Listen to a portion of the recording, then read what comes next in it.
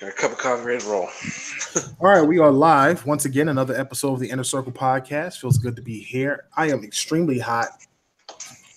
I've been cooking oxtail, man. Oxtail is not an easy food to cook unless you got a pressure cooker. It takes a very long time for oxtail to cook. Have you guys ever had oxtail before? Oh, baby, I love oxtail. Oxtail is delicious, man. No, never had it.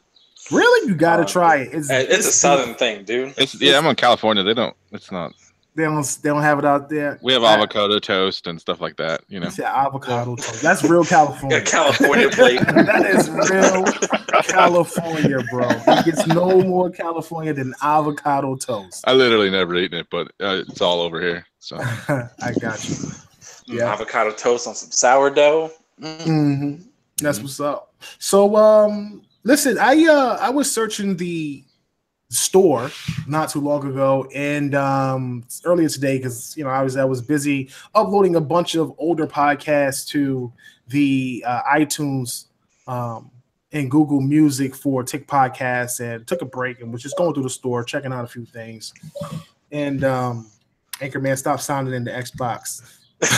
I'm about to log out. I was like, damn it, forgot. So it's I'm checking out the store, and they have this game in the store called Moonlight. And I like old school indie stuff. I'm a big fan of Hyper Light Drifter. I can't wait to get my man Alex back on the show. I had a conversation with him a couple weeks ago about him returning and talking about his next project. And in this game, you know how when you look at games, they kind of show you games that's similar to what you have already played. So this felt right in line. And I was like, man, this is a really cool looking game. I'm like, man, it looked like Zelda, the way it played, a lot of customization, just right up my alley. So I scroll down and I see this other game called Wizard something. I don't know what it is. I can't remember what the name is. It just says Wizard something. Bro, this game was like the most amazing 16-bit fast-paced game I had ever seen in my life. I mean, you play as a wizard, and I don't know what happens. You know how it has like these old school Final Fantasy cutscenes. You walk into a room full of like sprites, and then this little jewels spinning in circle, it blows up, everybody collapses. And as the scene moves forward, the guy starts doing like these fast, amazing combos and like doing all types of magic and whirlwind and fireballs. I'm like, yo, this is insane. It literally reminded me of like Golden Sun, but on steroids, the amount of like combos and stuff that was going on and all the action that was happening on screen. And I was just like, yo, this is nuts. I want to get this game. And then they showed two people playing at the same time. And I was like, oh my God, it's got co-op? This is insane. So I just got super hyped, right? So I'm like, oh man, this is hype. I got to get this game. I go to purchase the game. And when you go into the menu, it tells you exactly what it is. Local co-op, bro. Why would a game like this have local co-op? I just can't comprehend people in this local co-op situation. In 2018, I cannot deal with local co-op. I'm a 37-year-old grown man. I barely have friends coming to my house anymore. I'm not going to sit on the couch and play co-op with people, man. It's got to be online. They have got to start putting this stuff out there on these games. These indie developers have got to figure this out because it's driving me crazy. Dude, that's the biggest problem too. Like all these great games are coming out, like these great little co-op games, but it's like to keep the costs low, they only do local co-op. Like what was it? Isn't Overcooked only local co-op? And like people were raving about that game. People were like, "Oh man, it's one of the best games ever." Or like still Cuphead, same situation. Like there's tons of games like this, and it's like, come on, man. Like, like I understand it costs money, but geez, man, like you could do so much better. Right, exactly. So, what you guys been playing lately, man? David, what you been playing? I know you got the Weekend Warrior thing happening. What you playing this weekend? I'm doing the Mario Aces tournament right now. Playing in that a little bit, getting my ass just beat. By whoever. Mario Tennis? Was it Mario Tennis? Yeah, on the Switch. And then I would joke. A lot of Far Cry 5 still. Just Gotcha. a lot of that. Playing online. People have been making Nuketown online, so we're playing Far Cry 5 on the Nuketown map. Wow. Okay. B, what you playing? Similar to David, man, I've been playing a lot of Mario Tennis this weekend. Pretty addicted to that game since it's going to go be live for another day or so.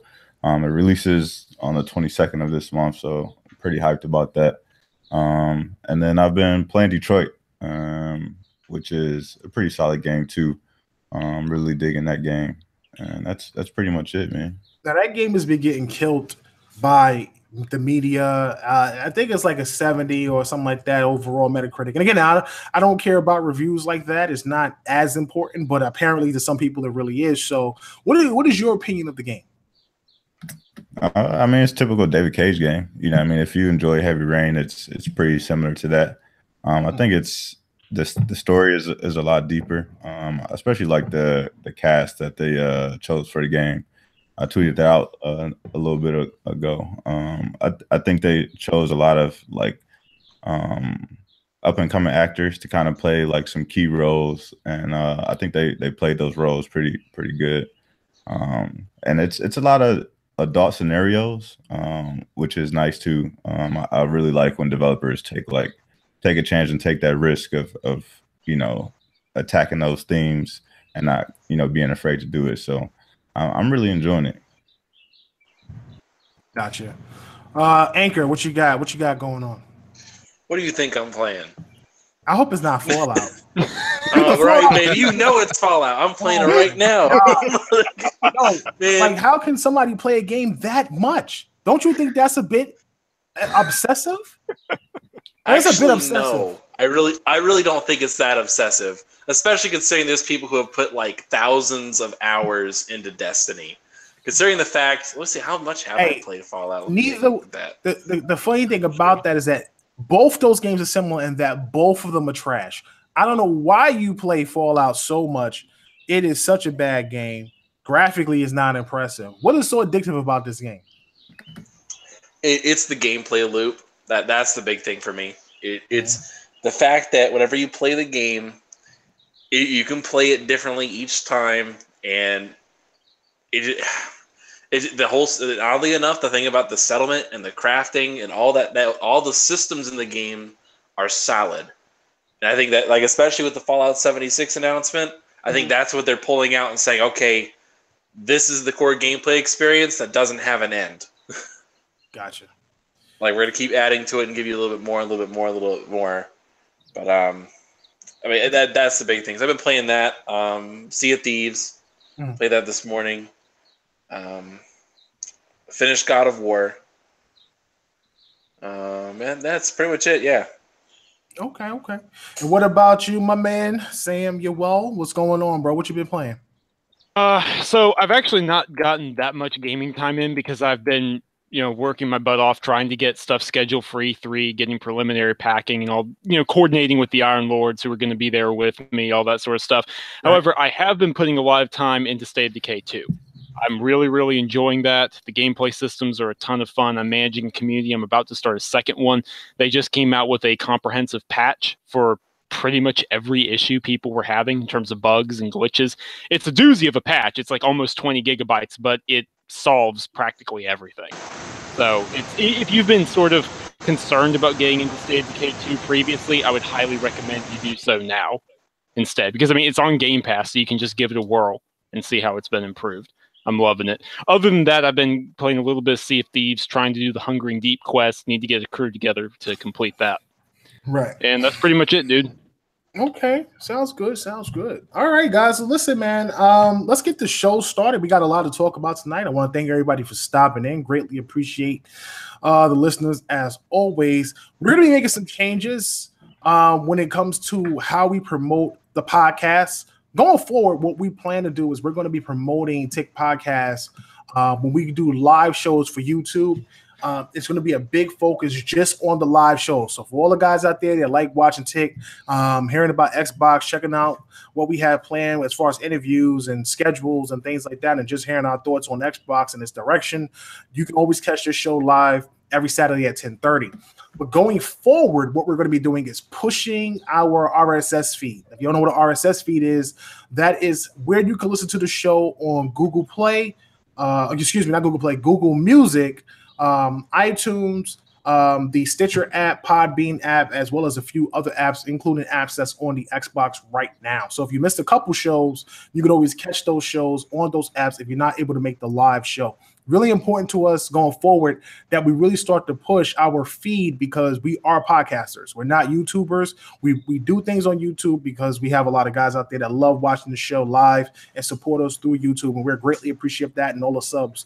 But as podcasters, we definitely need to grow that audience. It's a big professional space for us as we move forward into the business side of the things that we're trying to do, and we hope that you guys continue to support us there and subscribe to the podcast and the network team podcast on whatever device you have, whether it's Android, whether it's Windows, whether it's Apple, whatever it is, you can find us, and we'll always have fresh content for you guys. So we're going to get the show started. We're going to touch a little bit on Nintendo's leak, PlayStation's fake leak, and then we'll talk about Xbox and what we think they may have in store. All right, here we go.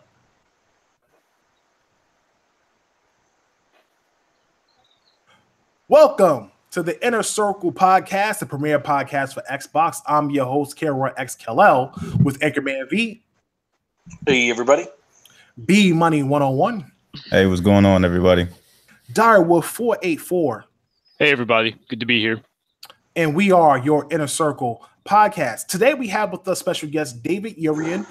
He is an editor over at our home website, Tick Games Network. No longer TICGN, it's Tick Games Network now. What's going on, David? Thank you for stopping in. Hey, thank you for having me. Absolutely, absolutely. Good to finally get you on the show, man, and talk about this mighty Xbox. So obviously, a lot of fans are not expecting much from Xbox. Apparently, they're like, Xbox is not going to have any games. People think that their games are a couple years out. They shouldn't have much to show. They're probably going to be very reliant on third party. That's all a possibility. It really is all a possibility. We really don't know what they could present. That is definitely something that we will have to get into based on what we've learned, what we know, and what we've been hearing as of late out of the Xbox camp. Before we dive into that, I want to talk about Nintendo's leak. So just to bring it up for a little bit, Nintendo's had a rumored leak. There's some documents that suggest Fortnite is coming to the Nintendo Switch. Dragon Ball FighterZ is also coming to the Nintendo Switch. And based on this image, we see Killer Queen Black, which I don't know what that is. I'm not sure if that's a play on Killer 7, the old school. I think it was GameCube back in the day, wasn't it? Or was it the Wii? When did Killer 7 come out? Was that on? It was on GameCube. It was on GameCube, right? Yeah. That could be in reference to Killer 7 because the way Killer looks, it looks a bit similar. There's a game called Starlink Battle for Atlas. I have no idea what that is. I see Ubisoft game. Ubisoft game? Yeah, from last year where they had like the Toys of Life thing where you put like the jet on the controller or whatever. Gotcha. They have their own Monster Hunter called Monster Hunter Ultimate. That's very interesting. Paladins is crossing over to the Nintendo Switch. Overcooked 2, another big title, actually. Maybe not as big as people were expecting, but Overcooked 2 has done extremely well for a little indie game. And Mario Tennis Aces. So that's real interesting with what they have, at least what the leak is showing. We don't know how true that is.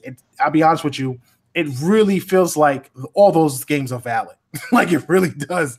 It truly feels like all those games are valid games. I don't see an issue with what I'm looking at when it comes to this leak. Do you guys think that just quickly, do you guys think that Nintendo is this enough to present a solid conference for Nintendo after what they presented the year before? Well, based on that leak, that's not their actual conference stuff. I think that's what they are gonna have like on a show floor as far as like the like consoles that they have set up on the floor. Mm-hmm. Based on how it's the diagram is set up on that sheet. But based on that stuff, I think that's still a huge win for Nintendo, especially if Fortnite is there. Mm-hmm. Fortnite is like the biggest game in the world right now, and to have that handheld and be able to, pick it up at work or whatever the case may be, on more of a console-based platform, People will be all over that. And I think, you know, we have the Mario Tennis Aces, which is I think would be pretty solid release for them. You know, they have a mix of third-party stuff, some free-to-play stuff in there. So I think that leak is pretty valid, and I think it's a strong leak for them. A lot of those games will attract more people to the console. Yeah, I pretty much co-sign everything you just said. Yeah, I don't see a problem with Fortnite being on it. It's so popular, everybody's going to play it. So they can get Fortnite on mobile. They can get Fortnite on Switch. It can't be that hard. Right. No, I mean, I think it's solid. I think if they show Star Fox, if they show some other exclusive titles that I would love to see come back, it'd be big for them. I'm really interested in picking up a Switch. I really am. I've been on the fence. For some time. I think that the Switch has had a good start. It's had a good run. It's been picked up. I'll be honest with you. I actually a bit underestimated what this Switch would do, honestly. And I know a lot of people are like, well, it's competing with this generation. They're going to surpass Xbox. I kind of feel like the Switch doesn't belong in this generation. Like the Wii U was a part of this generation, and the Wii U bowed out, and now the Switch honestly is actually a next generation console. It actually should be a part of Gen 9, but people want to put it in here with this generation, so that's fine. I think that the Switch had a lot of success. There's a lot of reasons why it's had success. I think that it has success because of the price difference. I think it has success because of the mobile, being that it's a hybrid mobile in both home console. I think that they also had a plethora of games that came out early that was exclusive. It really kind of showed Nintendo putting their best foot forward. So I think that was really impressive for them. And I've been wanting to get one for a while. If they could show me something, I mean, obviously Zelda's is on deck for me, but if they could show me something like a Star Fox, if they can show me the things that I used to love when I was a kid growing up, the classics, more classic, shall I say, I'm definitely down to pick up Switch this holiday, honestly, because I've been letting my son play the Xbox, and though Game Pass is great, don't get me wrong, I think it's phenomenal. I wish every platform had a Game Pass. It's very difficult for me to find him games that suit him and his age, because he's 5 years old, that he can play. Luckily, they just put Lego Star Wars on there, which was huge, and he's like up there just going crazy right now. So that's been pretty good on Microsoft's part. But they definitely need to address some of more family games. Doesn't have to be something that they announce at E3, just something that they slide in there here and there. So that'd be cool if they could do that. Let's move on. So PlayStation had a leak as well, and obviously we see all these fake leaks coming out. PlayStation had a bunch of things when it came to remasters. They had a bunch of things when it came to some of the games that they're going to be showing. They sort of came out themselves and said that they were only going to show maybe like 4 major gameplay games, which is like Ghost of Tsushima, The Last of Us 2, Days Gone, and I can't remember what the other game was. I can't remember. It was a Spider-Man. Spider-Man. Right, Spider-Man. So those were like the 4 games that they were going to spend a lot of time on, and then everything else probably was like, and I'm sure we'll see Destiny 2 DLC or whatever marketing deal they have, a few other titles, maybe some more remasters like Medieval. Do you think that is going to be impactful for Sony in comparison to what they showed the year before? Yes. But what did they show last year? It was just the same stuff again, right? I don't remember anything new from last year. Well, they had a big showcase for PSVR. Ghost of Tsushima was a big deal last year. I can't stress that enough. Last year when we first saw it, it was a big deal. Ghost of Tsushima definitely impressed. Spider-Man sort of impressed in my opinion. I think swinging around the city looked really amazing. A lot of people were hyped up on that. The gameplay was okay. It looked like typical Spider-Man fanfare, but for the most part, a lot of people are hype on Spider-Man as well. So I'm just trying to figure out if that is going to be impactful for Sony, or does Sony just coast? I just feel like they're going to coast there. They don't seem to really care this year. They've got so many sales that maybe they can just throw games out there. If people care, they care. If not, they don't. They're not worried. Right. Okay. All right. Yeah. I think the show is going to be super impactful, especially if they show gameplay for The Last of Us Ghost. 2, Ghost of Tsushima, Oh, yeah. and if they show an ounce of gameplay for Kojima's game, like that's all they need, and they'll still be the talk of the town. So, everybody will go crazy over The Last of Us 2 because that's probably one of the most anticipated games that's coming in the next couple of years. It would be nice to see a new VR setup that they got. If that comes out, that would be nice too. Well, we've heard rumors of a second version of PSVR. I recently read some news about how PSVR wasn't as successful as Sony had wanted it to be. And that's basically because it's a combination of them releasing both PSVR and the PS4 Pro at the same time. They've sort of offset each other, and people who wanted to make a decision on whether to upgrade and get the Pro or keep their PlayStation and get VR, most people upgraded and got the Pro.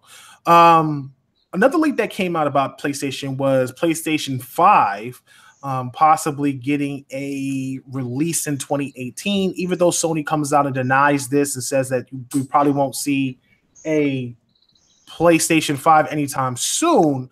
Rumors are that they're going to be using AMD's Navi-based architecture. It's going to have a Zen CPU. A large amount of dev kits have apparently already gone out. And VR will be baked into the silicon on the silicon level. So no longer have to worry about actually getting a separate kit. They're making it seem like PSVR will be baked into the PS5 and it will just be all a part of one system. Does that just to clarify what you said, they're saying a release in 2018? It says the author suggests that 2018 release of PS5 is not out of the question based on the amount of dev kits released, as this is a sure sign that the launch is getting close. Not definitive, though. The first iterations of dev kits for any device, particularly video game consoles, go out well in advance of the thing coming out. I mean, the first dev kit is really just a computer that they're like, yeah, it's going to kind of be close to that. You can work within that margin. That's the first dev kits that go out for anything like that. So, no, the PS5 is not close. I'm sorry. Right. I don't see how that's up for debate. Right. How much is this thing if they have VR baked into the system? You're going to have to define that further for me, because until I see proof, that sounds like buzzwords to me. Okay. Being honest. If let's just say, for example, hypothetically, if PlayStation comes out and they have PlayStation 5 and they also have PSVR on the die, baked into the motherboard. Now, let me not say on the die, but baked into the motherboard as a part of the system, how much does PS5 cost? I can't see that console being $400 if you have both the architecture that you're going for, the power that you're going for in the PlayStation 5, and you have virtual reality built into the platform at the same time. Yeah, 500 seems more feasible, but I'd say 600 probably to start it. I also say that. I wouldn't be surprised if they did that, but had two bundles, one with VR and one without. That actually makes sense, and I would do that. I would do one without VR for $400 and one with VR for $200, because that's what VR pretty much costs now. It's like $300 or $400. It's like $300. They had like $100 off now. But when it first launched, it was $400, and you're putting in better VR than what you have now already. So $600 seems feasible, but that's a steep fee. But you're getting a 2-for-1. Does that make the price more reasonable? I don't think they do two consoles. They had that was their biggest mistake with PS3, is that the messaging when they released the console is like, oh, well, this console does this and this console does that. Like, I don't see them doing that again. I think they do one console, and it's probably $500 to $600 for the console, and it's either you jump in or you don't. You know what I mean? And I don't think that they actually mean that, like, okay, VR is baked into the system. I think what they're talking about is it has enough inherent power to run PSVR without anything added to it. I think that's what they're referring to, because otherwise, how are you going to prove to me that the VR headset is actually baked into the baked into it because people are going to say, "Why is this peripheral in here that I have to buy a system with?" Well, I mean, if you offer, it's what the same thing I felt Microsoft should have did. They never should have forced Connect on people. It should have been two packages. One, first of all, I felt like before even Connect was even considered, I felt like if Microsoft really wanted to push their digital age, they should have had two consoles, one diskless and one with a disc. The second thing was they should have had a console with Connect and one without. You always have to give people options. You can never give people, you can never force anything on the consumer because if the majority of the consumers don't like something, they will band together and it will not work. So I just don't see why they did that. But if Sony was to do something like that, I think they would be wise enough to have two separate consoles. So that way it's not a thing of, I mean, you're learning from Microsoft's mistakes. You can't then turn around and follow the same mistakes. I just don't see that I'm pretty sure they're smarter than that at this point, and they would probably do two platforms. But again, that's neither here nor there. I don't know if that's going to happen or not. Obviously, this is a rumor. This is all speculative. We're not saying that's going to happen at all, but it is something to think about. If it did happen, would it be worth the $600? So, with that being said, listen, we're about to jump into this Xbox thing because Microsoft is they got a 2-hour show. I feel like they're going to be showing something big. The reason why I feel like they're going to be showing something big is because recently we had a good discussion over at Tick Games Network in our little chat area. And, you know, our EIC, Chico, had brought up something where he discovered that they're going to be working with FM, and I think it's Fuse. Right. They're going to be working with Fuse and they're going to be working with FM, and they're going to be broadcasting their show across both Fuse and FM, which will be in both the US and Canada. Now, Fuse and FM is sort of like it's a multimedia service, not service, but like a multimedia group. Fuse both have a radio station and FM has a radio station, and they're willing to broadcast this thing across radio if that's what they're considering. They're also going to be streaming the Xbox conference on Fuse.tv live with an encore presentation as well. And I feel like this is like a lot of exposure. Like they're going for max exposure at this point. Like if you're moving away from just basic, you know, Mixer, Twitch, YouTube type of thing, and you're going to the space of more online, possible radio, possible TV, you're really trying to reach as many people as possible. And you want people to know what you have up your sleeve. Your show is 2 hours long. Microsoft, and this is God true, Microsoft never has done a 2-hour show. I don't think the last time they did a 2-hour show was when? Was it I don't even think last year was 2 hours. Was last year a 2-hour show? Last year's was a long show, if I remember. Last year's was like almost 2 hours. It was almost 2 hours. But again, a good chunk of that was eaten up by the Xbox One X. A good 20 minutes. Yeah. Right. So it's rare that you get Microsoft doing a 2-hour show. You can't just spend 2 hours on third party. Like that's not going to happen. I don't even think you have enough third party deals to do that. You probably don't have enough indie games exclusives to do that. So we're going to dive in and sort of predict what Microsoft possibly can show and what they can show in these next 2 hours. And just based off everything that we've learned over the last 6 months, you know, what we've seen from them, the moves that they've made, what do you guys think Microsoft is going to present? Let's try to build this timeline. Let's try to build what they could possibly show and then make a decision on whether or not this is good enough for the consumer. Is this a good enough plan for the Xbox gamers and the people who are on the fence or on the verge of leaving the Xbox platform? Is it enough for them to stay? So let's get the obvious stuff out of the way then. Okay. We know Mike Ibarra and the live team are going to show up on stage. They're going to have 10 minutes to talk about features coming to Xbox. It's going to happen. It is a guarantee. We know that's going to happen. It didn't happen last year. I believe it did actually. It most didn't take very long. What was it? Yeah, I think it did. Though. Which one was the?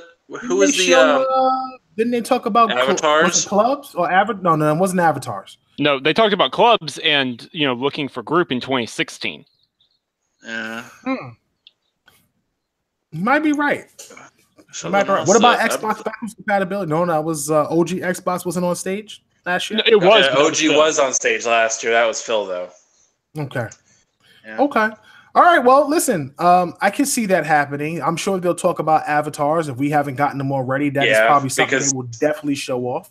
We're running out of time for that. Yeah, but how they long said first half of 2018. How do they? How much time? Now it'd be cool if they say.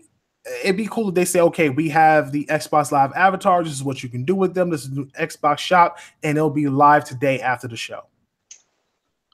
Yeah. If they spend more than about 10 minutes though on the avatars, I feel like it's a complete waste because that's not going to draw a lot of people into the Xbox. No, it's not. It definitely isn't. Microsoft is trying to fill this 2-hour gap. If people were trying to say they don't have games to show, the biggest question is there an avatar game? Is there a game that's going to feature avatars? Because if there is, then it's going to be more than 10 minutes. Hey, don't sleep on that Doritos game back on 360. Oh yeah, man, Doritos Crash Course. That was a good game. Yeah. I feel like there will be games that feature avatars way down the road. I still believe Electric Square is making a proper Xbox game next year, but that's another discussion altogether. What about 1 versus 100? That's the real battle royale. I would say about one versus 100 felt like a sham to me. I never got called. No matter how much I played that game, I was there every night. I answered everything almost correctly, at least 90%. I think I want to feel like I'm that smart. But listen, I don't know, man. I feel like it was cool. It was a cool little. I want to say it felt like a gimmick almost.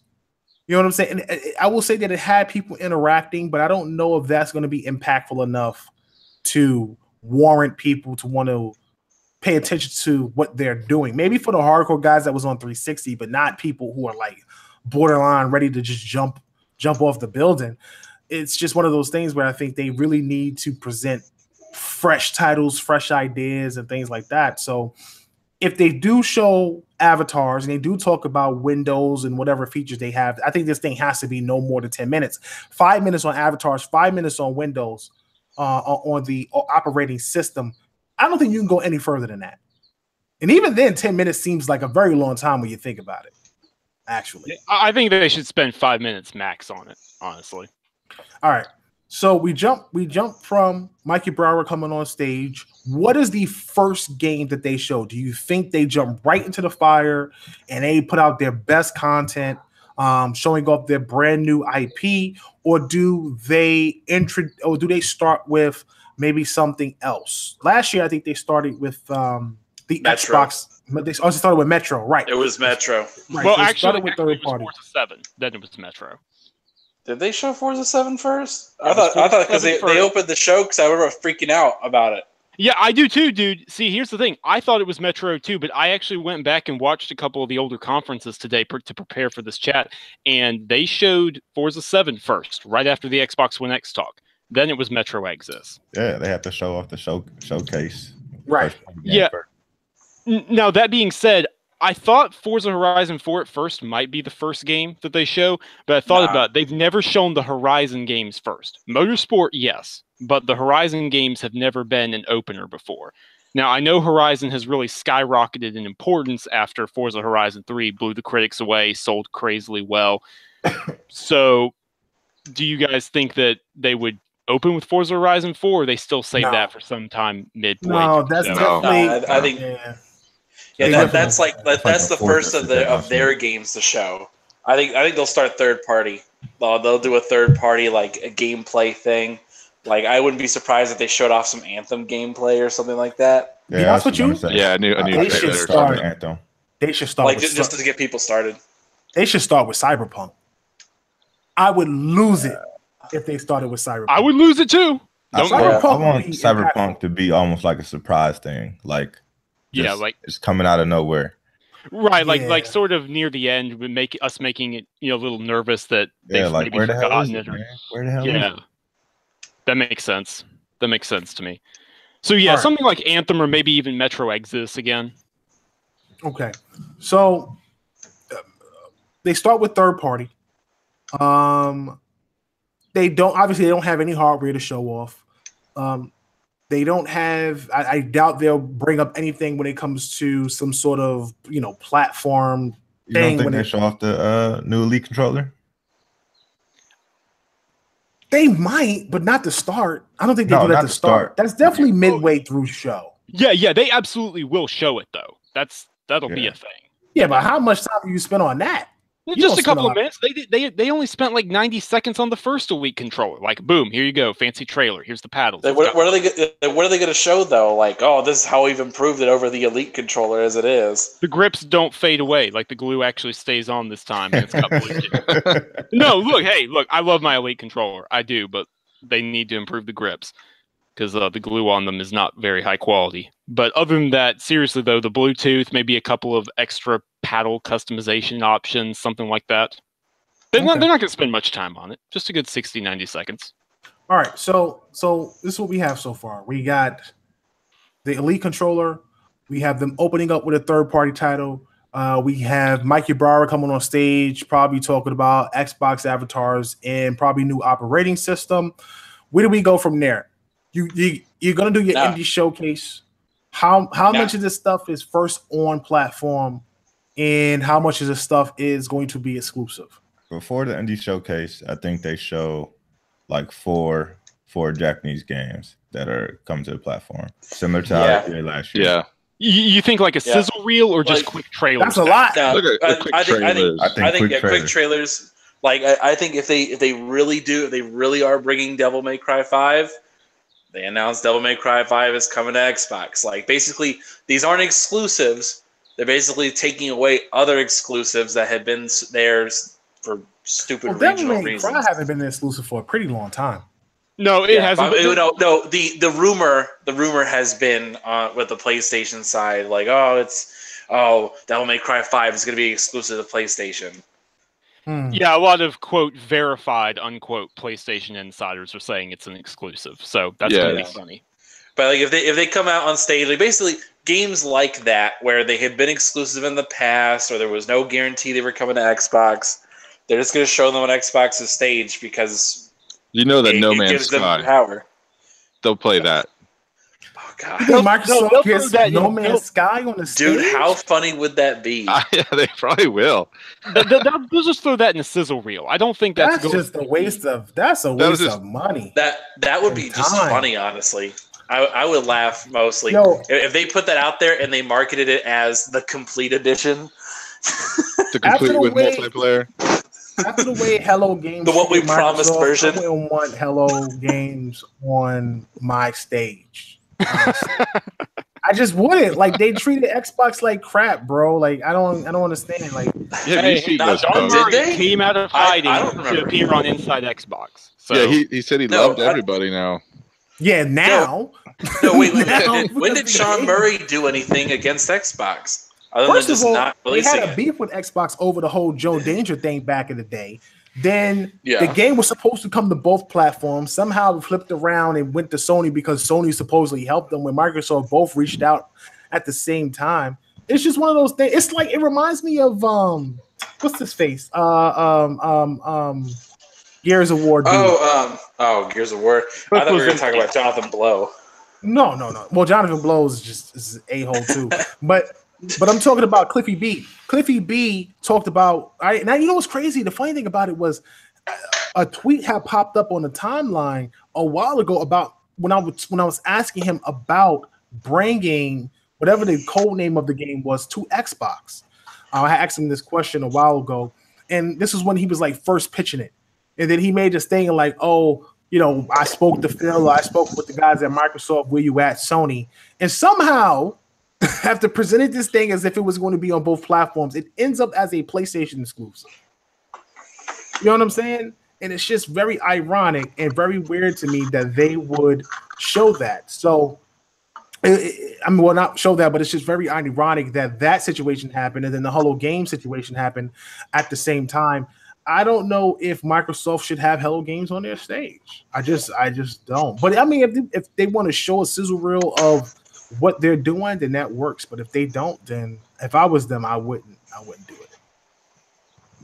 Yeah, I don't know. I think if they pull it off right, like they give him like 2 minutes to say like, hey, here's how multiplayer works. I just throw that out there. I mean, if they do, go ahead. I was saying, but yeah, its social clout is kind of spent, and it could just hurt them in the long run. But at the same time, like, I don't think anybody will be mad if Hello Games showed up on stage. Very briefly, though. Keep it limited. Yeah, not a long well, at least not mad at Microsoft. True. So okay, so they do a sizzle reel. They show these 4 Japanese games. Let's talk about these Japanese games because a lot of people have been speculating that Scalebound is going to return. The Scalebound's back, baby. No. Stop! You're setting yourselves up for disappointment. Cut it out.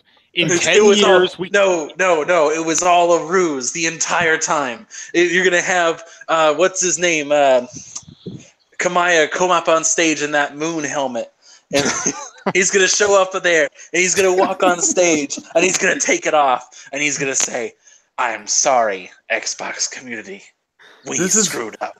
This is what when Anchorman gets like this is why we get all the PlayStation guys like, this is a fanboy show. Because he says these crazy things that make people think that we're just like some of these other shows. And it just completely gives us a bad reputation. Listen, Kamaya's not coming up on stage and apologizing for anything. I don't know why you keep bringing this up. It's going to happen. Scalebound's real. He's gonna walk up on stage. He's gonna apologize to everyone, and then right after that, he's gonna say "Scalebound available now." Dude, I need you to polish your tinfoil hat a little more, please, because Kamaya's not. Because you're mad. First of all, if he did that and went back to Japan, they would just destroy him. First of all, let's just get this out of the way. Let alone coming to America to apologize to an American company in English. Are you insane? Yep. No, that's not happening. And he's gonna bow in front of them too. He's gonna say, "I'm sorry." The closest thing we'll get to Scalebound is a Mixer content for our avatar, a T-shirt or something.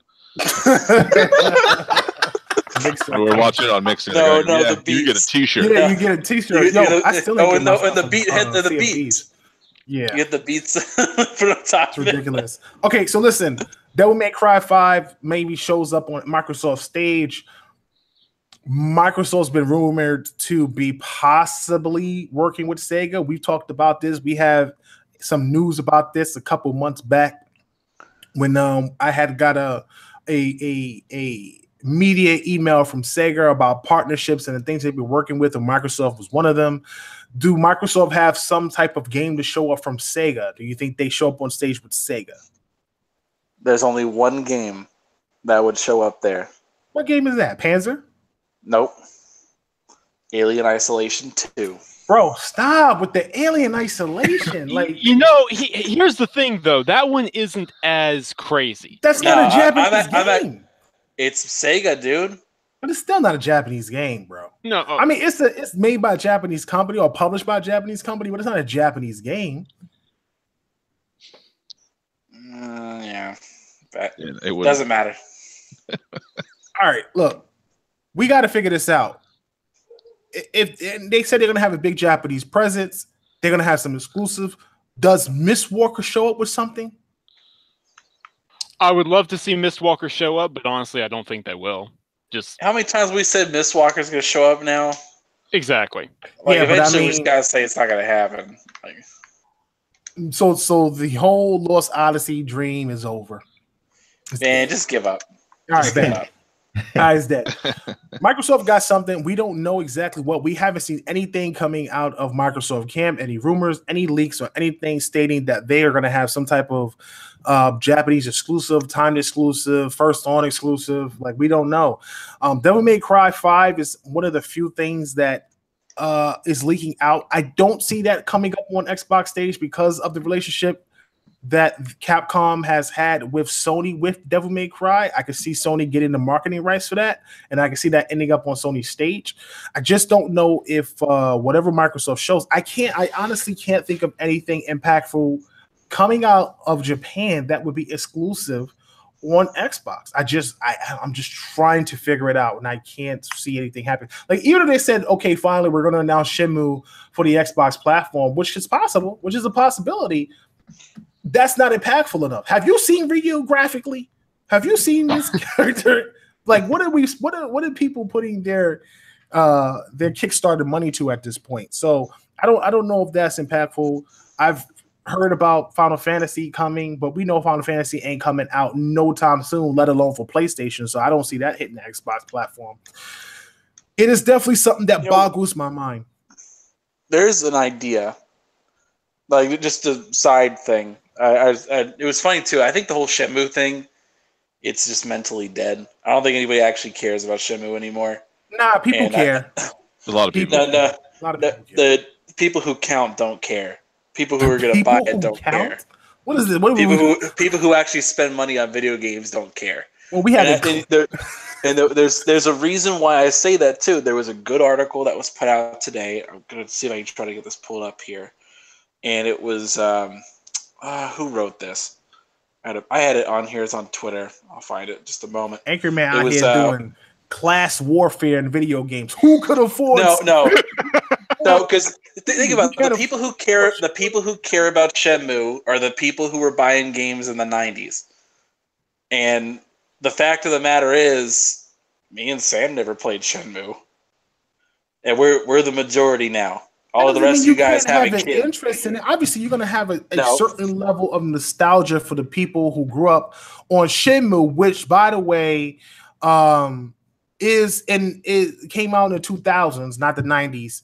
But thank you for making me feel old. Whatever. On top of that, it's a thing that if you played on the OG Xbox, or if you had a Dreamcast, you would remember the franchise. Yeah, everybody who had a Dreamcast. Yeah, like everybody. Yeah. It's not that old where you don't remember. You might have been a kid at the time when it came out, but it was impactful. It was one of the first open world sort of, ongoing living world games. It was Grand Theft Auto before Grand Theft Auto was Grand Theft Auto.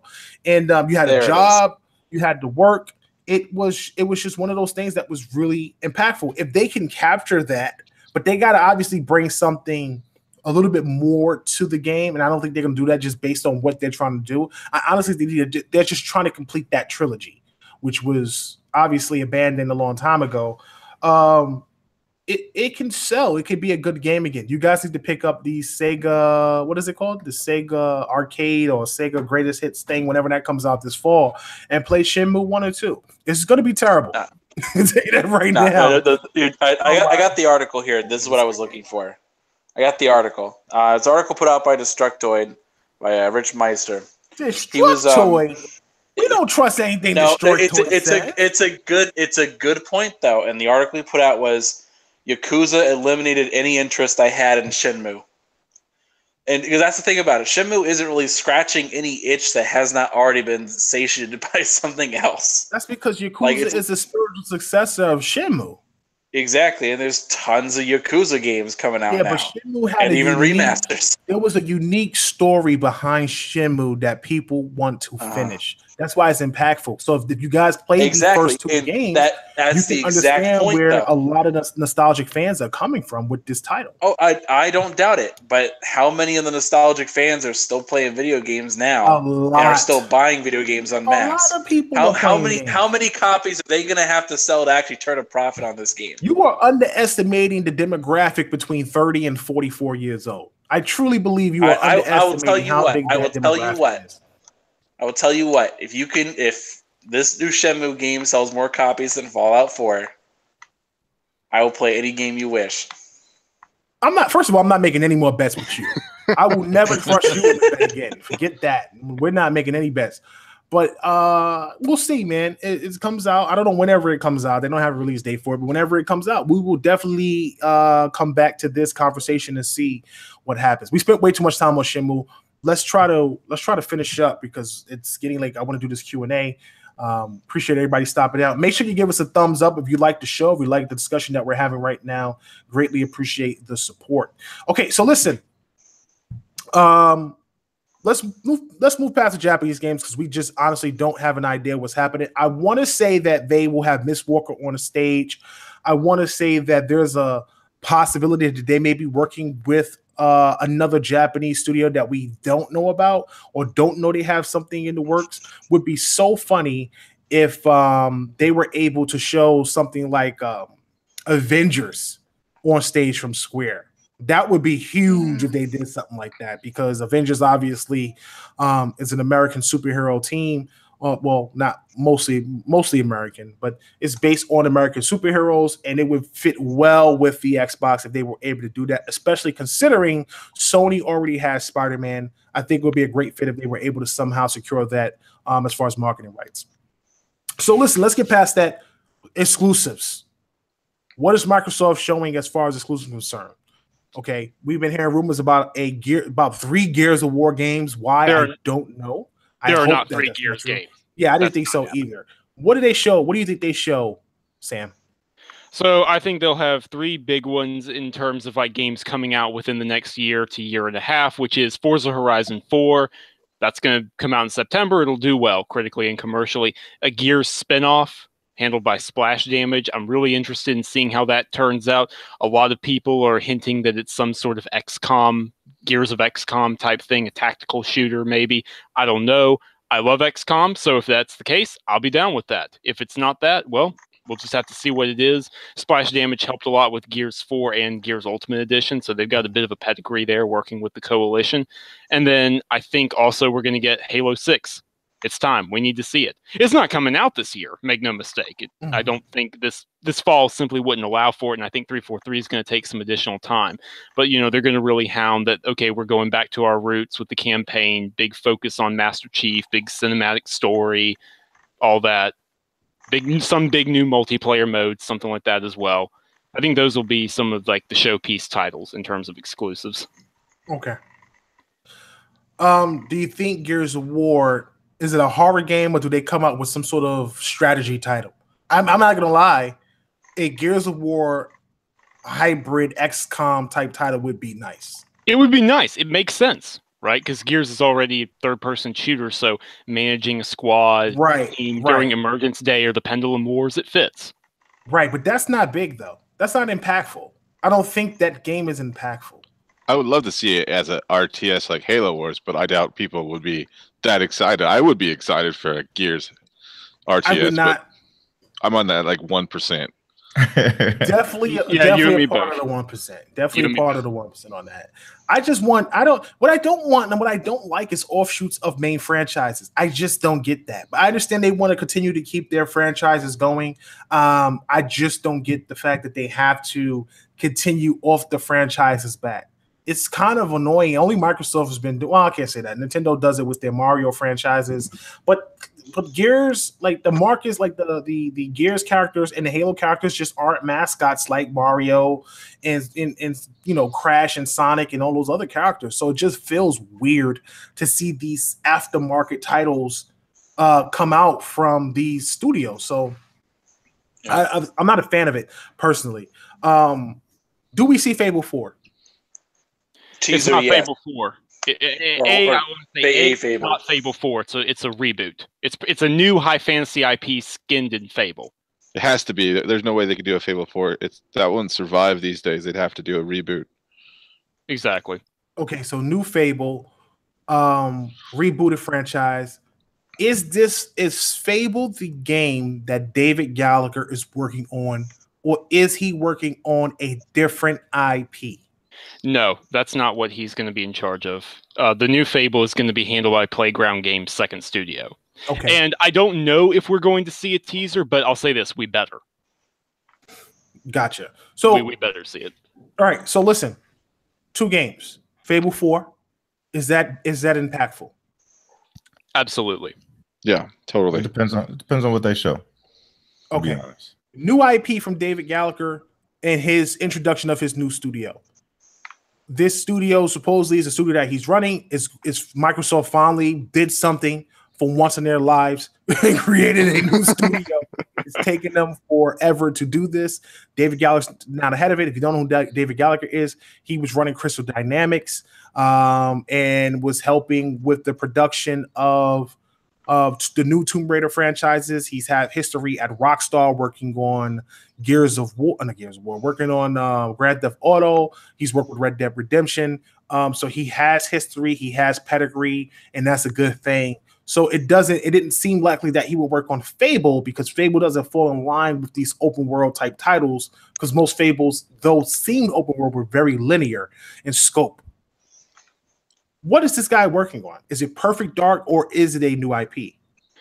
I would really hope it's a new IP. I feel like it's got to be a new IP.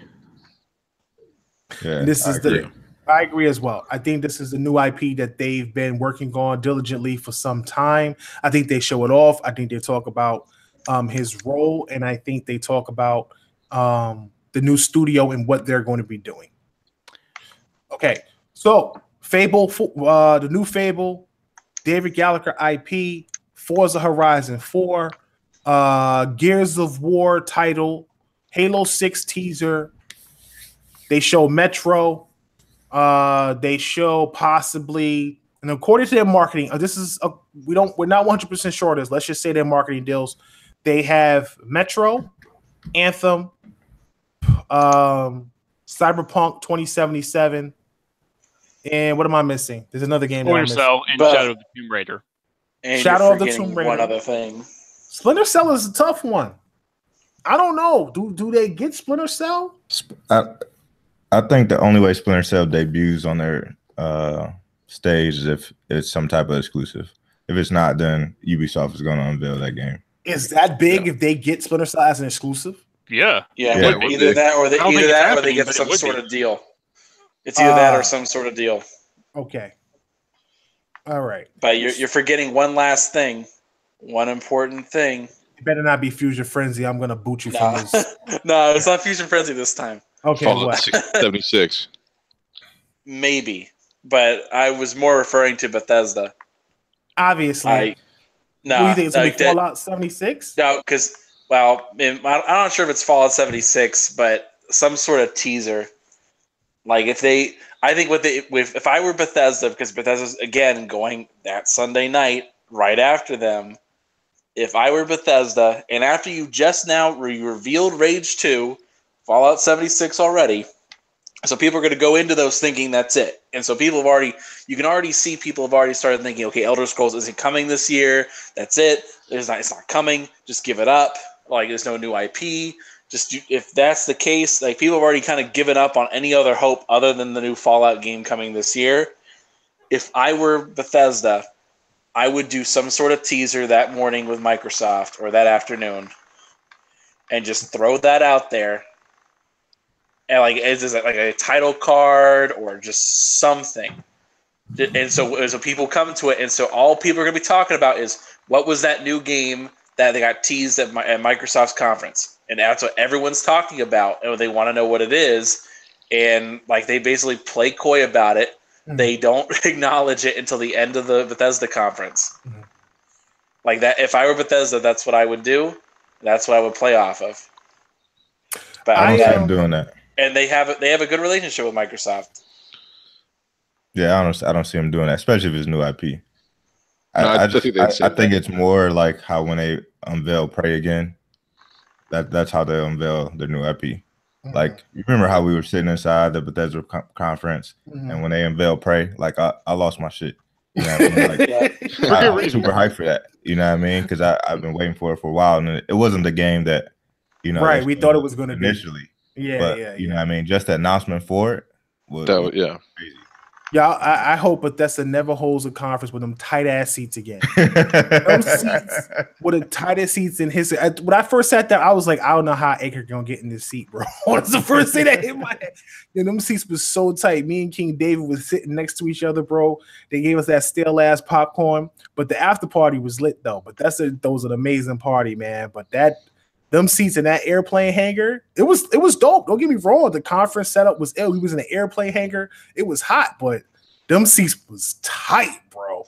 It was tight. You were sitting next to Phil Spencer, weren't you, Anchor? Phil was right behind me. Dude, what? That's crazy. Maybe we had executive seats. Maybe that was what it was. Yeah, Phil, you can come back on the show, man. Phil is out here dodging me, bro. I don't know what's going on. All right, so listen, let's wrap this up. So. Marketing deals. There's a lot of marketing deals to be showing off. You got Battlefield 5 because we know that they got a great relationship. with EA. So you got Battlefield 5, you got Metro Exodus, possibly you got Anthem. You know they're going to show off Anthem. I think Anthem's going to be a big game. You got the new Tomb Raider, Shadow of the Tomb Raider game. You have possibly have Splinter Cell. Maybe you have Splinter Cell. And then what's the sixth game that I'm missing? Am I missing a sixth one, or is that straight 5? I mean, they'll have the marketing automatically for anything Bethesda does. That's just sort of an automatic. They get it. And possibly Bethesda. Okay. That's a lot of show. That's a good hour of third-party content. That is definitely a lot of third-party content. Especially with Cyberpunk's debut. And then Cyberpunk too. I did hear Microsoft may possibly have Cyberpunk's marketing deal. That's a lot of, I'm not gonna lie, that's a lot of third-party content. People may be right. We may be seeing a lot of third-party games. I could see I don't know, exclusive, but another Mortal Kombat too. Possibly some little small teaser. But maybe. I don't know if that shows up on Microsoft stage, though. Maybe PlayStation. Yeah, was it Mortal Kombat with PlayStation for some time? Yeah. They've been with them for a while. Yeah. Right. Okay. So you're talking about 6 third-party games. You're gonna have possibly 4 Japanese Japanese games being shown off. You're gonna have Mike Cabrera show up with OS content, Avatar, showing off Avatar content. Microsoft has, as of right now, based on our count, 4 exclusives that they could possibly show. 1 being a sequel, 3 being new IPs. Well, rebooted 1 new IP from Daryl Gallagher. Excuse me, I've been saying David, but it's Daryl Gallagher. So 1 new IP from Daryl Gallagher, Forza Horizon 4, a offshoot of Gears of War, and then you have the Fable reboot. You possibly have a Halo teaser. They're definitely going to show gameplay of Crackdown. I don't think they have much choice. I think Crackdown gets late to 2019.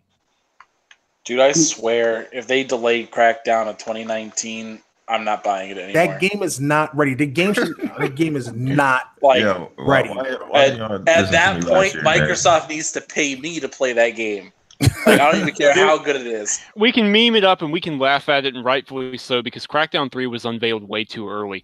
But the reality is, if the game needs more time and money, then aren't they doing the right thing by delaying it and giving it more time and money? Yeah. What do I care, though? How does that line my pocket? Oh, Lord. But it'll be on Game Pass, so you don't really have to spend that much. Right, everything's going to be on Game Pass, so... I'm not even buying Game Pass until that happens. Like, they better pay for the subscription. That's funny. All right, so that's about 6 exclusive titles. Only 1 new IP, a rebooted IP, and a change in genre for an IP. Forza 4 is a sequel. Halo 6 is a sequel. So what's their budget? What's their budget game for this year? What's their $39.99 game? What's the Cuphead? What's the Recore? What's their budget game of the year? Take your pick of Ashen, The Last Night, and Below. Ashen will be the damn. I'll be honest with you. I don't want to see any of those games. I'd rather them hold those games for like Gamescom until they release. Like we've been seeing I've seen Ashen a ton. Below, I don't want to see Below at E3 again. Below has been at every E3 since Microsoft came out almost. You know what I'm saying? Like, we've been waiting on this game since like 2013, bro.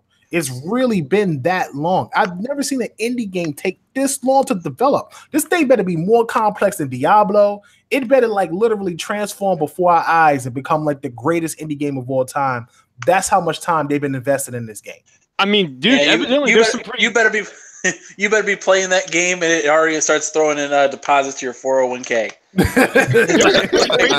Gameplay mechanics, like evidently you can like heat up a sword in a campfire and use it to cure your wounds. That's pretty cool stuff. No, you don't. That's dope. You don't spend 8 years. Yeah. But what's it doing for my stock portfolio? You don't spend 8 years no sword, bro, and cauterizing your wound, bro. Like they gotta really, you know what I'm saying? Like I seen some cool stuff. They had fishing. That's cool. You know what? man, they got to show some stuff. Don't get me wrong though.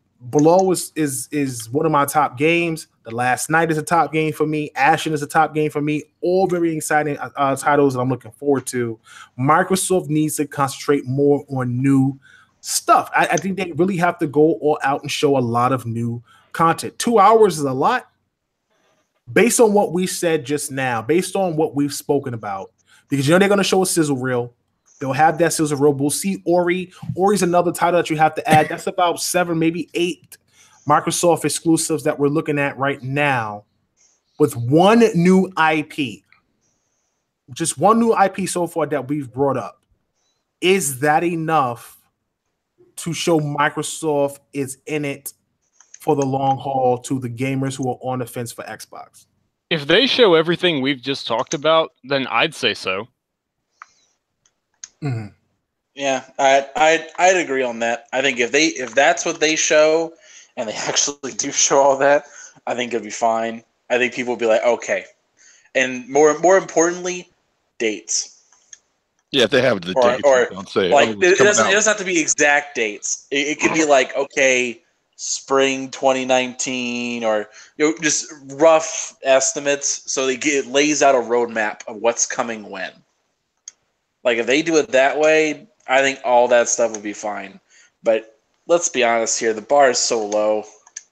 I mean, my thing is this: I don't want people to think that this show is just a show that's going to turn everything around. I've said this last week. No. It's not going to be a show to turn everything around. We're talking about the perception that Microsoft is not about the gamer. This is what's been spoke about over the last couple of weeks from a bunch of people: Xbox gamers, Xbox fans, PlayStation guys, haters, people who like the platform but don't see the effort, the quality control issue with some of the titles, games releasing with some content and not full content. There's a lot of things that's contributing to the perception of Microsoft and giving it a bad rap. And it's easy to ignore the output that they put out the first 3.5 to 4 years of the platform. But with that being said, obviously, I would like to see at least 3 exclusives that they have. I don't care if they do a Black Tusk and just throw a freaking 30-second, 10-second teaser of CGI up there. I need to see at least 3 new IPs in production that's coming out in the next 2 to 3 years. I think that's really important. Along with everything else that we said, to really show that, listen, we're not leaving the game.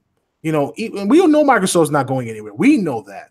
But you got to be able to present something in a way where it makes the fans feel, or the people who are on the fence, or the people who feel like Xbox isn't outputting what they need to output, that no, they got stuff in production. These games are coming. They're high quality titles. They're putting their money where their mouth is. And you need to have an Xbox One X if you're going to play this. Is it going to change the overall perception? No. And I'll be honest with you, I don't think anything Microsoft does is going to change the perception right now. But if you're consistent enough, if you can build trust going forward, you can start to have a trickle-down effect on gamers, from the hardcore fans to the people who are diehards that, regardless of whatever Xbox put out, they're gonna cop it, they're gonna buy it, they're gonna support it. And then the people who like, I want to get an Xbox, or I have an Xbox, but it's collecting dust. Or I want to get an Xbox, but they don't really have nothing to play. Everything is on PlayStation. Everything's on Nintendo. Why do I need an Xbox? If they're able to do that consistently, I think then you can then have people have a reason to say, you know what, I want to get this game because this game looks hot. Or Microsoft is producing this game. It looks like a high quality title is going to be hot. I think if they show everything we spoke about and they keep the things that people like to see but aren't impactful, like the avatars, like the OS updates and stuff like that. Those are great features. Those are great things to talk about, but not really impactful to the consumer. If they're able to talk about things we talked about, show off these third-party titles, show off the first 2 console, show off their exclusive teasers on their their staple franchises, and show off new IP, they really have a opportunity to go into the release of their next platform with a good roadmap of games that's going to be coming out. And I think Matt Booty is supposed to come there to E3 to kind of explain and talk about first party. And that's one of the reasons why he'll be at E3 to sort of lay out a roadmap for Xbox and really tell people where they're going and what they're going to be doing going forward. Yeah. But for people at home, I want to ask this question to the panel here. What is a reasonable expectation for Microsoft? Not what we think is going to happen, but for people at home, like we have this conversation a lot in Xbox parties. People ask me like, "What do you think Microsoft's going to show?" And that's a tough question because we say this every year and we're always kind of like semi-disappointed because it's almost never what we want it to be. But sometimes it's for the better. But it's still though. So the question I asked to you guys here, like on a very short answer to this, what do you think is a fair expectation for Microsoft to show? I think a fair expectation for Microsoft is roadmap, IP. They can one new IP and roadmap. Just in general, just give us a roadmap of what you're doing with first party. And if you have games, throw this. Listen, I know Scalebound was a disaster. I understand that. You got to take that and throw it out the window. You got to take that and throw out what you said about how you don't want to talk about games that's in the future out the window. And you have to talk about what you have because the Xbox fans like us, we know what they have. We have confidence in what Microsoft is doing. We understand that. We get on the show, we talk about Xbox every week. It's not an easy thing to do, obviously, but we know what they have. We talk about it. We think that they're going in a positive direction. We have interviews with these guys. We talk to them all the time. We think that they're heading in the right path. Other people don't know that, and we try to explain that to them. But I also think that what Microsoft have to do is explain that to the people who don't listen to Tick. The people who just don't know about us, who's not going to the website, that's not listening to the podcast, that's just out there listening to other people or just don't really care about what we're doing. They need to be able to present that and show people what we know that they're working on. So we have confidence that they got to make other people have confidence in their product going forward. And that, for me, roadmap and IP kills two birds with one stone. Roadmap, this is what we're doing. This is how we're going to develop studios. Here's the IPs that we have in production. This is what you can expect from 2018 to 2019 to 2020. All right. Yeah. Nice. What would you be? What do you think about this? What do you think is reasonable? Reasonable, I think they definitely need 2 new IPs. I think if they only show up with one, it's kind of a disappointment. I think two new IPs is reasonable. Like Wood said, the roadmap needs to be there.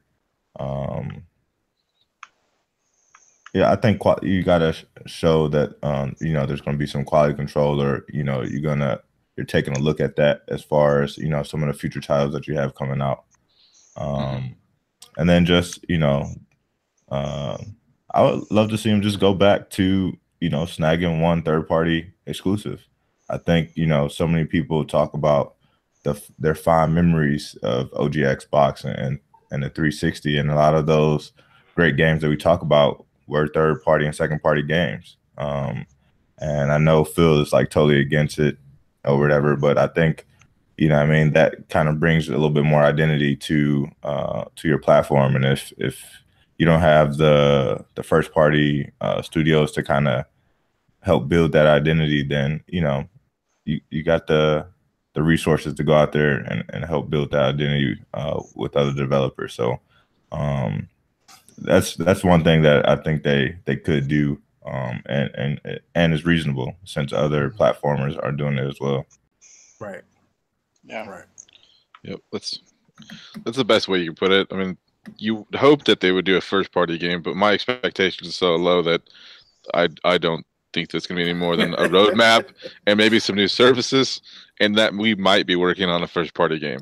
But that's just me. Yeah. But reasonable would be great to have at least 2 games shown saying, hey, we got these. These are what we're going to give to you guys, the fans. And that would be great. Yeah. I think if they truly do show the new Fable game, You know what I mean? I don't think it's going to be quite what people remember it to be, and I think it's going to take a totally different direction. So, you know, Will was saying, you know, a lot of the older games were more linear, which they were. I think the new Fable is more of an open world game. It's going to flip that whole game upside down, and it's going to bring a total new audience to it. Yeah. For me, I'd agree with that in terms of Fable's direction. For me, I would say show the Fable teaser and then come out there and say, yes, Daryl Gallagher is in charge of a new studio. His team is working on new IP. If they have that, you know, one big rebooted title that they're committing to with Playground, because Playground's a trustworthy studio, and then one big new studio that they're building that's working on a big new quadruple A IP, I think that's reasonable expectation, but it also shows commitment. That's my opinion. Gotcha. I think for me, it's three things. Other than Forza, because Forza is just a known quantity at this point. Show me the sequel to another game that we know of, whether that be Halo 6 or Gears 5 or whatever it is. Something from some other sequel that we already know. I think that's a fair expectation because it's been a while between the last one, and we have things to do at this point. I think a revival of an old IP, whether that be a new Fable game, Perfect Dark, whatever. Something else that we thought was once dead, now alive. Show something like that. And lastly, one AAA new IP. I have that low expectations for them. That's Show low. me one new AAA IP. Just one. I'm sure they got a few. They got a few. I wouldn't be surprised if Rare show up with the Banjo-Kazooie 25th anniversary remaster. That'd be nice. That'd be a nice $39.99. That'd be a $39.99 game right there. Yeah, we were talking about that. That better not be a $39.99 game. That better be a $10 game. What's the problem? They better pay me to play that game. Banjo's not that bad. People love Banjo. Banjo's a great game, but I'm not paying for any remaster of Banjo. I mean, if it looks like Conker or Spyro looks amazing. I want to get Spyro. I never played the Spyro games back in the day, so I'm hype on Spyro. Dude, Spyro looks great. Spyro looks awesome. Yeah, that does look fun, actually. If they did it like any of those games, like the Spyro or Ratchet and Clank, or even how they did Crash, you know what I mean? I think people would be hyped for it. Mm-hmm. I think so, too. Right. As long as they get rid of those annoying ass voices. Okay, let's not go too far in our expectations. So listen, okay, so we talked about Microsoft's E3. We try to give the best predictions of what they could possibly do and what they could possibly show. That is a lot of games in 2 hours. I don't know how they get that out. We're talking about maybe seven to eight first-party titles. I think it was like 7 third-party titles, OS and avatars, third-party Japanese titles. Don't know if they're exclusive, timed, or whatever, but they're on stage. And of course, a indie sizzle reel. And I think they will have some type of $39.99 title as well, some type of budget AA title as well. So that is a lot. That is a lot to shove into 2 hours. They have the time, especially with no hardware to show off this year. It is definitely their time to shine. They need to show a roadmap. They need to put Matt Booty in the forefront. They need to let David Gallagher show off what the new studio's been working on, and they need to present us with some IPs and some sequels that look like they're getting back on track in the direction that the hardcore fans love and want to see out of those games. So very excited about this E3. It's going to coming up next week, Sunday. Sam is going to be representing us there along with the Iron Lord team. Big shout out to the Iron Lord team who does an excellent job on the Tick Network. They have been a great addition to what we're doing here over at Tick. So I hope everybody has fun. They have a good time, and we get some great news. Make sure you guys support Tick Games Network, TIC gamesnetwork.com. That is a new revamped website that we have up. We are still working on it. We do plan to add a forum to it. We do plan to add little features here and there over the next couple of months. And sometime next year, we have some big news on what we're going to be doing with the website as we try to improve and move forward into the business side of TIC, because we do plan to open up our LLC. So that is very, very exciting for all of us here at TIC Games Network. So we're going to go ahead and end the show. I appreciate everybody stopping out tonight. We will, can we do a quick 5-10 minute Q&A? I know it's late, it's the next day, but we have a good base in here right now. And I know some guys have a few questions they was asking us during the show. Okay, cool. So we'll do a quick Q&A. If you guys have questions, make sure you put questions. Make sure you ask your questions now in the chat and put a question mark on the end of it so I can see that as a question and not a statement. And I will be able to answer those questions with the team for you. So we're going to go ahead and end the show. I'm your host, Kelwar S. Kal-El, with Anchorman V, B Money 101, Direwolf 484, and special guest, our editor over at TIC Games Network, David Urian. Thanks, David, for stopping out. We greatly appreciate your for hanging out with the team tonight. We hope to have you on some more. Yeah, thank you for having me. Absolutely. And we are off this planet. You guys out there in MP3 land, you have a great night. Thank you for tuning in to TIC Podcast. We're out of here. Peace.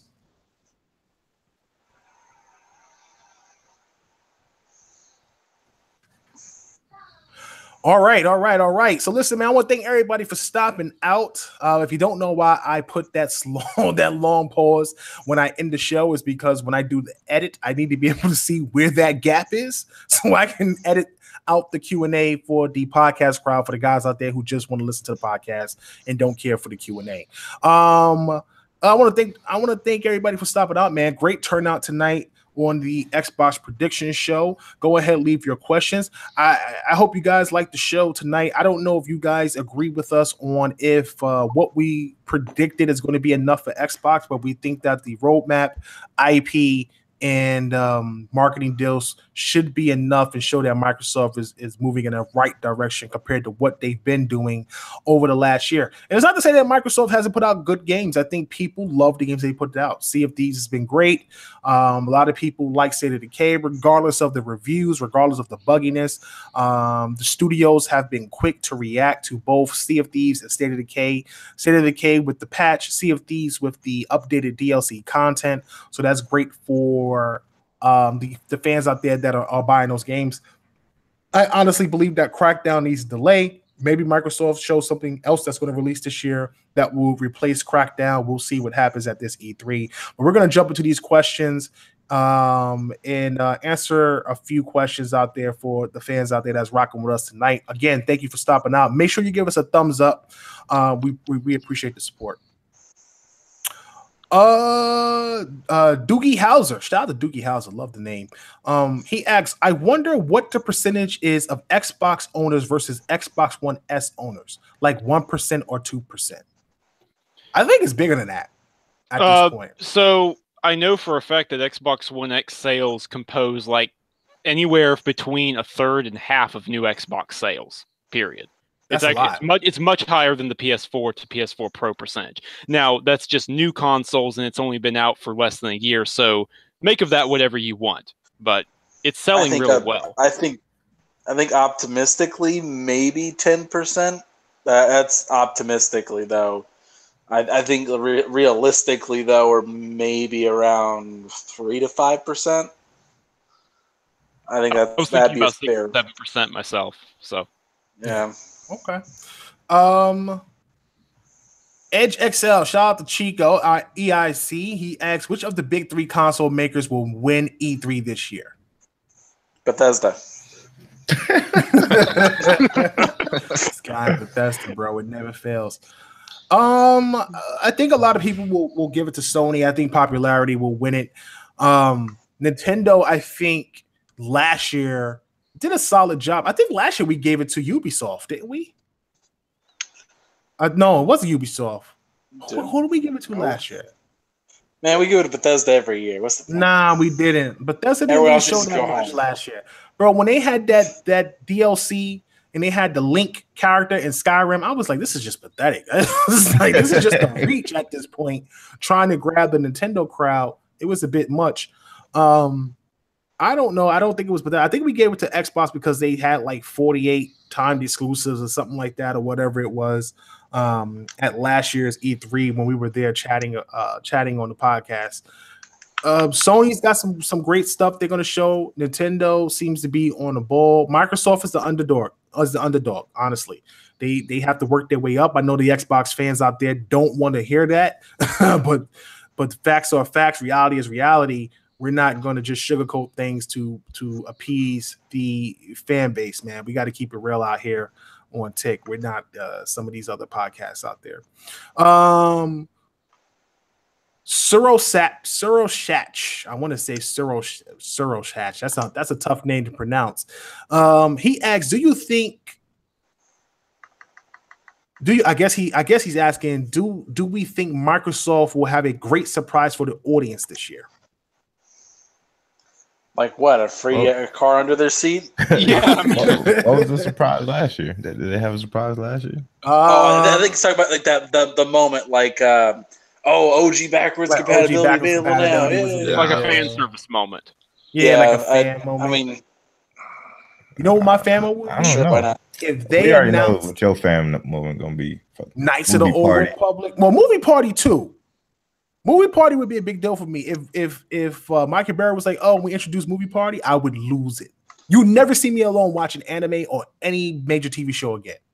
I would always be. I would have. No, you would be alone because no one would watch it with you. I'm gonna say, you know how many people and friends that I had that love anime and love watching these TV shows that I'm into? Krypton is an amazing show, and you should watch that. That was an amazing series. It was weird that they had Zod as black and the Zod family was black. That kind of threw me off. But in the end, it was good acting, and I kind of felt the direction. I'm not racist. I just like things the way they DC's are. racist. Well, DC. Why is DC racist? Because they made Zod black? Are they the only black family on Krypton? No, there were other black Kryptonians, but I don't watch the show, so I don't care. But the Zod family was in charge of the military. Military, right? Yeah, the military, right. And it was led by a mother, about a female general. So that was pretty dope. Yeah, so that reminds me. Did you see the Justice League Gods versus Monsters? No, I have that movie not. Came out a couple years ago. No, I just saw it on. I saw it on YouTube. I was like, oh man, I gotta watch this thing now. It's basically it's a cool alternate universe one where Superman's actually the son of Zod instead, and it's a whole alternate universe thing. But it's pretty neat. So yeah. No, Krypton was hot. Glad you did that. I'll definitely check out that Gods and Monsters, but Krypton is hot. But no, I'm just thinking about Game of Thrones comes out in 2019. Imagine having a group of how many people could be in the party? 12. Everybody's hanging out and ready for the Game of Thrones premiere. It'd be fire, bro. I miss movie party back in the day on 360. It was hot. But yeah, no, my fan moment would definitely be either a new Knights of the Old Republic or a new Jade Empire. I'm such a BioWare fanboy. I would love anything from them. I would be ecstatic. Man, I'm with you. Besides Anthem, obviously, I would like that, but I miss my game room with my arcade and people come visit. I miss that. That's what I would like. Mine, bro. I'm down here in the living room. My wife walks downstairs and Poom Poom shorts. It's out of control in this house. It's ridiculous. So my kids come down here. I used to have my game room, my private area I could record. I can't even do it no more, bro. Like family. No, I'm talking about the game room where you had your arcades in there. Oh, you're talking about just an arcade room to go to. I got you. Yeah, where you had all the arcade games. You could have people come to your virtual space. You can go to the arcade room and play Halo Fire Team Down after Dave and Buster's exclusivity deal. This is just ridiculous. Okay. Blizzard beats any Sony dev. Okay, shout out to Blizzard. He asks, how do you think Playground can top Horizon 3 with Horizon 4? Give me that Street Racer, man. We've been asking for this for years, man. Mm-hmm. When we went to E3 the first year, me and Wood was talking to Dan Greenwald. We was pitching this, you know what I mean, about them taking the game to Japan and making it more of a street racer. And if that is what Forza Horizon 4 is, man, I'm gonna lose my mind. If they can capture what Need for Speed wanted to capture with what's the last Need for Speed game that came out? Need for Speed, I forgot what it was. The whole game felt like it was always at nighttime and it was raining. Like every time I played that game, it was night and it was raining. But they try to give you like this story and the live action cutscenes. Yeah, like they try to give you this feel. I'm not saying they need that, but what I'm saying is they try to give you this feel, this street feel. Need for Speed always has these games where they kind of give you this street feel. If Horizon, you can still do the Horizon tournament thing and all that stuff like that, but if you can give us that street feel with some really some sporty cars, some NOS, it'd be really nice if they were able to do that. Hit these corners, a lot of drifting. I would rock that. If they made that game more of like they say, okay, is the entire country of Japan, like just the entire area, like you kind of like do like what The Crew was doing a little bit, like you'd have to scale it kind of weird, but you have that option. But if they treated it more like a I don't know, if they say like, okay, the Horizon Festival is now an app on your phone or something like that, and anyone can challenge anyone and have any event at any time, anywhere. And you pitched it that way, like that could be interesting. Right. That could be that would be a lot more fun, and you could actually facilitate the whole street racing thing, and you could make it fit inside like the lore, and keep that kind of mentality to it. Yeah, that'd be dope. Jason Elliott asks, in your mind, how can they fail this E3? Not show any new IP. No new IP. No new exclusive games that we didn't know about. No Fable teaser. Just completely drop the ball. If they discuss Minecraft or show the Halo lens, then that's over. 3 Gears games. They showed 3 Gears games. I will quit. They ain't showing 3 Gears games. I know.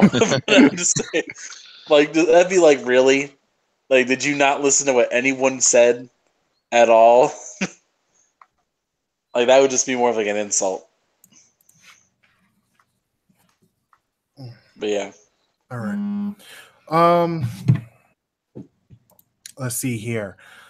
Shout out to Chief Tommy, man. Appreciate him stopping in. He had to head out. Death Grips. Shout out to Death Grips for stopping in. Cam Baxter, absolutely. Thank you for stopping in as always, brother. Let's see. Ooh, I got a question for you guys. I had a question for you. Elder Scrolls this year or no? No. Nope. I'm gonna be positive, and I'm gonna say yes. No. I should clarify that. Not if you think it's coming out this year, but if it's getting announced this year. No. Nope. I'm gonna say yes. The teaser. Yo, if Elder Scrolls gets announced this year, I'm gonna lose it. I'm gonna talk about Elder Scrolls as much as Anchor talks about Fallout for the rest of the year. I am completely over ESO getting all the content. I want my own Elder Scrolls game. I'm tired of ESO. There's some theories, dude. I've been reading a lot of theories lately. I've been reading the same.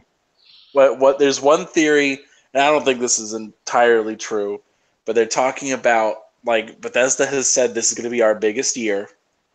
And I'm sitting here like, you guys have no games like scheduled for this year. Like, you don't have anything. How is this going to be your biggest year? And so I'm sitting here thinking, like, okay, what are they going to do? And with Bethesda, if it's a big enough franchise, they'll drop it this year. Mm-hmm. And the only franchises that are big enough to do that right now would either be Doom, which I don't think it's a Doom game. It's not enough time in between for dev cycle.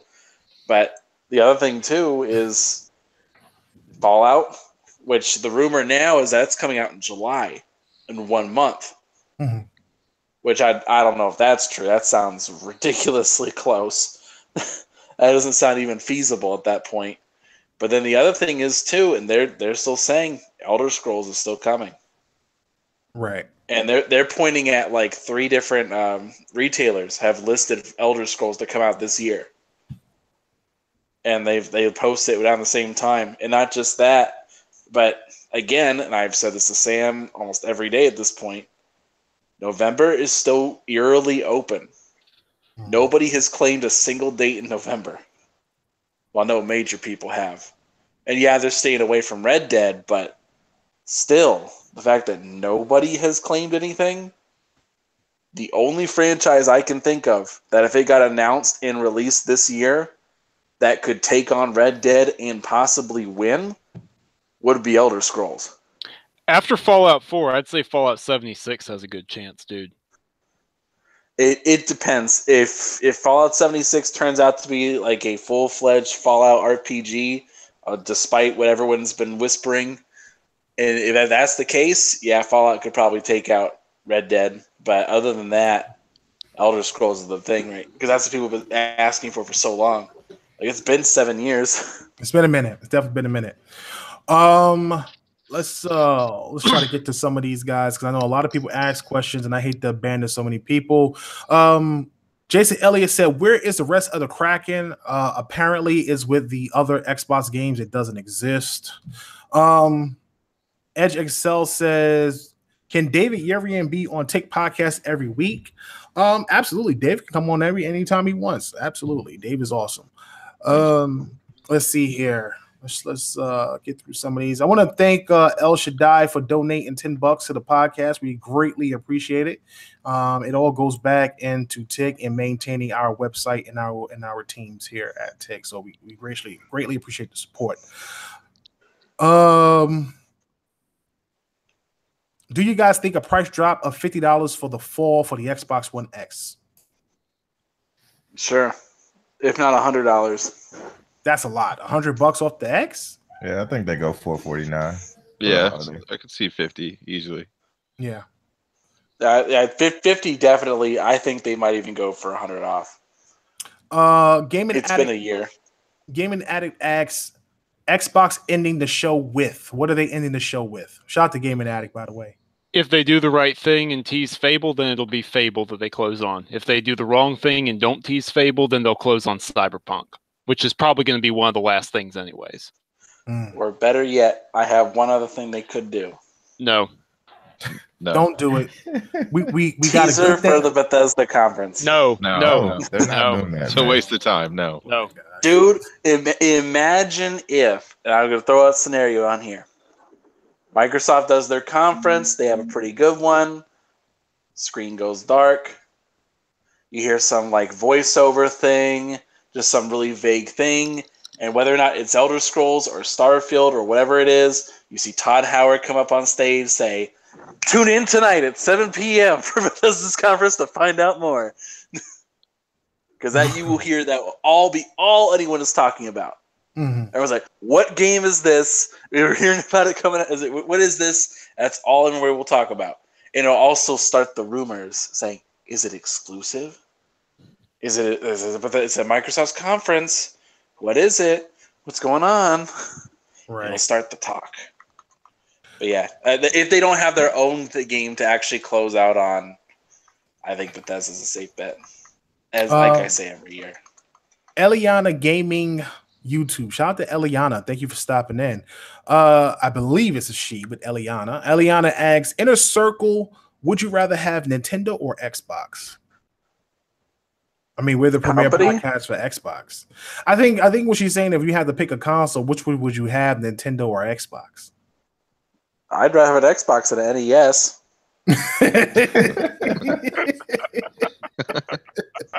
That's a good.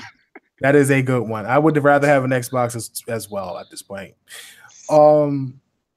iDizzy81, shout out to Dizzy. He asks, which Bethesda game is going to be the one that Anchor sheds a tear of joy to, but Cal will have to check him on it? All of them. I was going to say, take your pick. I just can't. I can't deal with this, bro. The new Quake. That'd be crazy. Let's see. We're getting through some of these. Doogie Hauser asks, how many of those 42 games do you remember, and how many did you actually play? I don't think many of them ever came out yet. Yeah, a lot of them haven't even dropped yet. A lot of the big ones. I have played Conan, Sea of Thieves. I have not played State of Decay. I've played Cuphead. Deep Rock Galactic. I didn't play Deep Rock Galactic, but I did see Deep Rock. PUBG. You played PUBG. Yeah, played PUBG. I I haven't. I'm looking forward to Ashen, The Last Night, and Below. So I'm looking forward to those 3. Did you play the Darwin Project? I played. No, I did not. I did play the Darwin Project at E3 though, but I didn't play it when it released on the platform. I'm looking forward to Black Desert. I want to play Black Desert. I'm playing Conan now. No, actually, Conan came out. Did Conan come out? Was that at E3? Or was that? Did they get showed? Conan? That was like in the indie reel. That was indie reel, right? Yeah. Yep. Yeah, and that actually was in preview prior, so no, that doesn't count. Yeah, I'll be honest with you. There was a lot of stuff shown. I can't remember off the top of my head. The most impactful game I've seen at that conference, in my opinion, was The Last Night because it was so unique. Like the water was super like realistic graphically, while everything else was sprites. It had this awesome cyberpunk futuristic feel, but it was all 16-bit and it was sprites. It was awesome. I love it. I can't wait to play the game, honestly. Let's try to knock this out and finish up because I can hear people moving, and that is not bode well for me.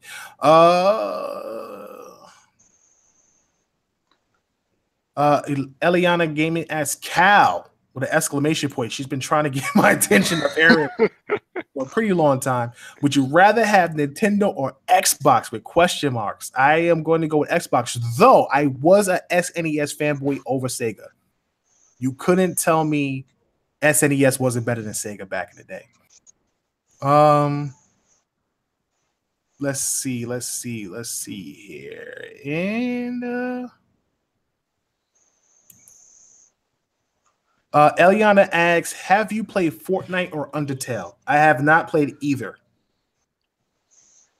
Have you guys played Fortnite? I've played Fortnite, yeah, on my phone and Xbox. I played actual Fortnite when it was the Save the World, Survive the Storm building game. Yeah. That mode was actually a lot of fun.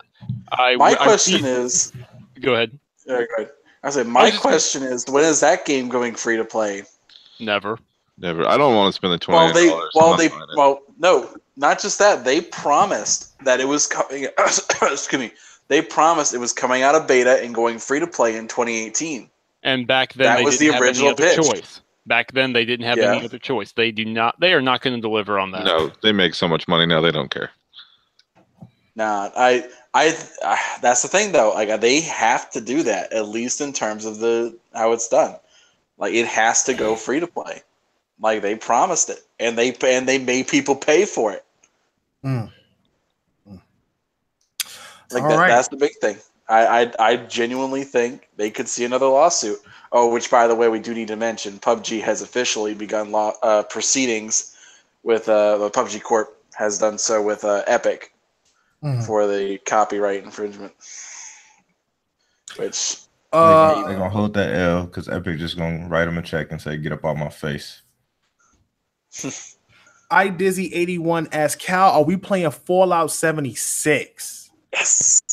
I will. I think, I like survival games. I heard it's like Rust. I'm down to play it if we get a crew. We got to be consistent though.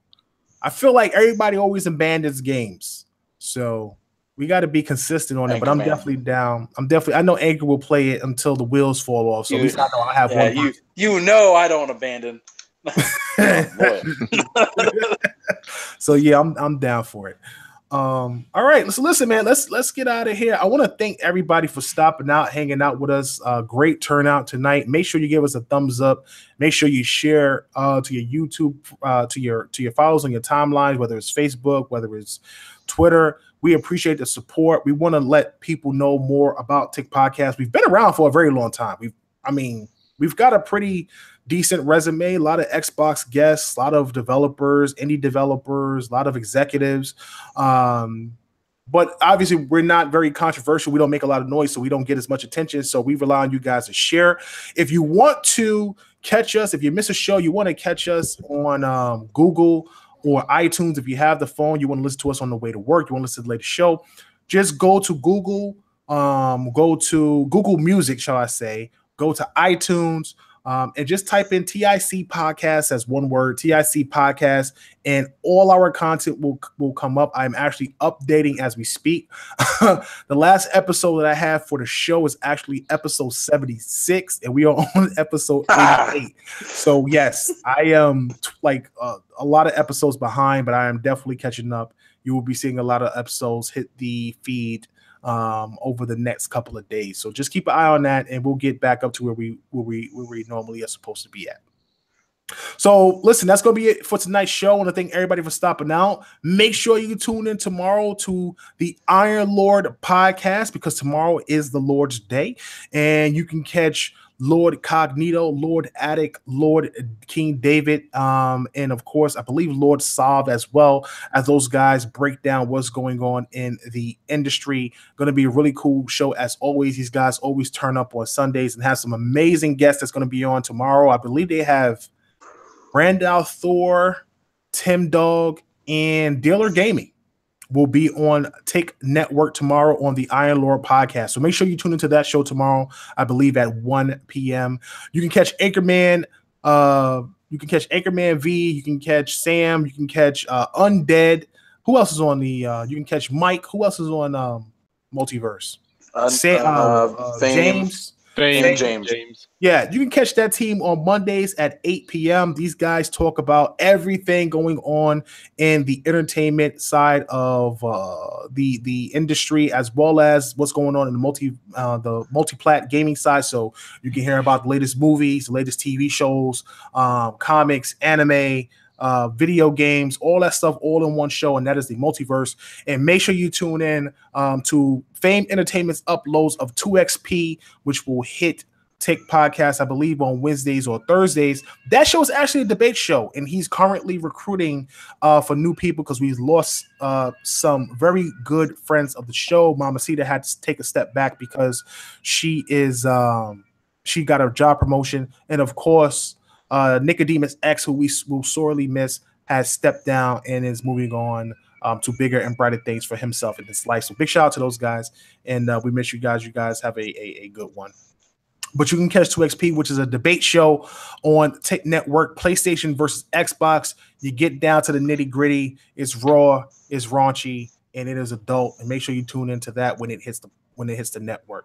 So listen, that's going to be it. We will see you guys next week, Saturday at 10:30 p.m. Eastern Standard Time. And to make sure you guys go and get your news from TICGamesNetwork.com, the best place to go for news and entertainment, because it's made by gamers for gamers. And we're out of here. I'm your host, Kara SKLL, the last son of Planet Xbox, where Anchorman V, Direwolf 484, B Money 101, and David Urian, and we're off this planet. You guys have a great night.